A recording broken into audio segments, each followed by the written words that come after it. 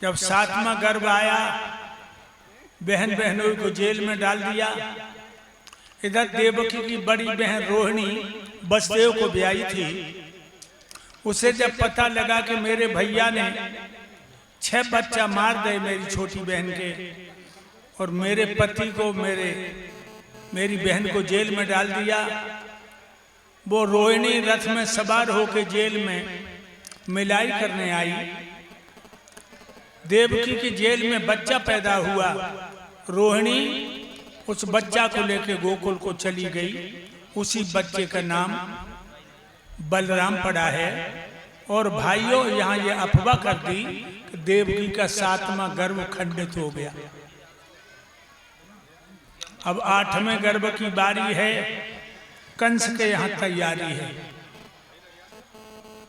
कंस ने अविकार वसुदेव देवकी को काल कोठरी में डाल दिया। बहुत बड़ी चौकसी है। तलवारें, भाले, बंदूकें, बर्शियां सजने लगी। जेल के फाटकों पर दोहरी चौकियां हैं।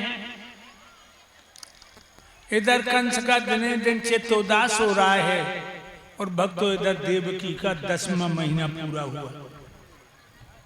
अंत में कौन दिन आ गया?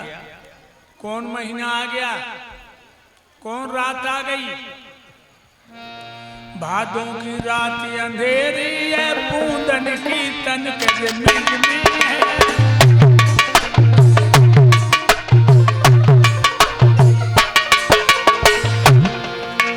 भादों की रात अंधेरी है, बूंदन की तनक जमीन है। आधार कसम से कह रहे हैं, अब कोई कृष्ण अष्टमी है।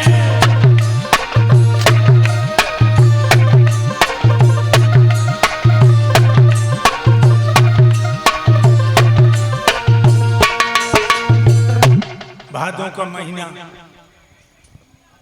रात अंधेरी,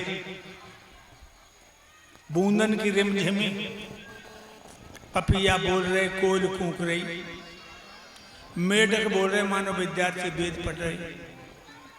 एक कोने में बसते हुए एक में देवकी। एकदम से जेल की दीवार चमकी, लाल लाल गोला से बन गया।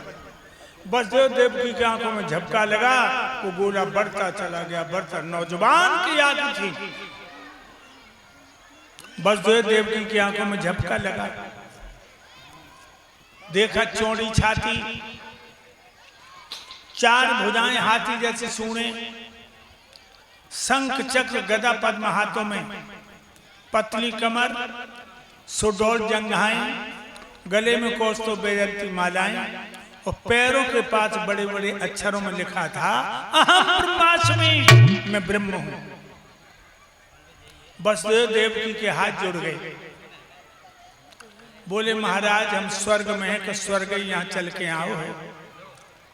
जब कोठरिया में कंस 6 महीना झाड़ू ना लगवा, हे दीनानाथ, जब कोठरी में कहा करबे को आई हो, और हम आपकी क्या सेवा करें।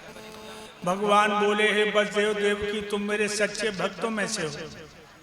मैं सेवा करवाने नहीं आया हूं, तुम दोनों की सेवा करने आया हूं। हथकड़ी बेड़ियों का जेवर एक दिन में तोड़ूंगा, और कंस को खाक में मिला के छोड़ूंगा। तुम हमें अपने बेटा के रूप में स्वीकार करो, और मुझे गोकुल में पहुंचा देना, मैया यशोदा के आंगन में। हमें बाल लीला दिखानी है। इतना कहकर वो विराट मूर्ति एकदम छोटे बच्चे के रूप में आके देवकी गोद में आ गई।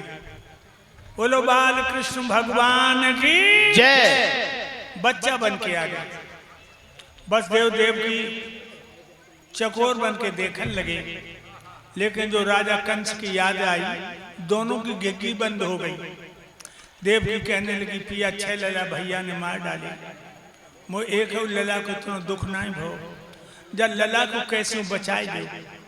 वसुदेव कहने लगे, हे देवी, हे सुंदरी, हे भद्रे, हाथों में हथकड़ियां, पैरों में बेड़ियां, दरवाजे पर दोहरे ताले, हाथ में भाला लिए हुए पहरे वाले, ये बच्चा कैसे बचेगा। देवकी कहने लगी, हमें एक बात याद आ गई। गोकुल में तुम्हारे भैया रहते हैं नंद। नंद और बसदेव चचा ताऊ के थे भक्तों, चचा ताऊ के।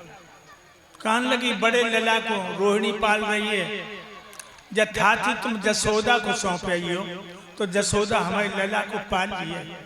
मेरे प्यारे भक्तों, इतना कह करके घुटनों मुंह छुपा के रोने लगी। बसदेव कहने लगे अगर मेरे बंधन टूट जाएं तो बचा जाए। जो कई बंधन टूट जाए, हाथों की हथकड़ियां पैरों की बेड़ियां चट चट टूट गई। बोलो बाल कृष्ण भगवान की जय। अंधेरे में टटोल लगी, टूटो वो सूप मिल गो, कम्बल फाड़ के बिछाए दो, गोविंद को लेटाए दो। ओ कही जाओ लला तुम नी के रही हो, और सियाने हो जा जो मैया की जेल कटवा जाइए। बसदेव जी सूप लेकर के चले हैं, फाटकों के ताले चटके पड़े हैं, पहरेदार दीवारों से सटे हुए सो रहे हैं। अब गोकुल में जाने के लिए यमुना को पार करना है। पानी बरस रहा है, बादल चमकते हैं, रास्ता देखते हुए जा रहे हैं। जो घुसे हैं यमुना में,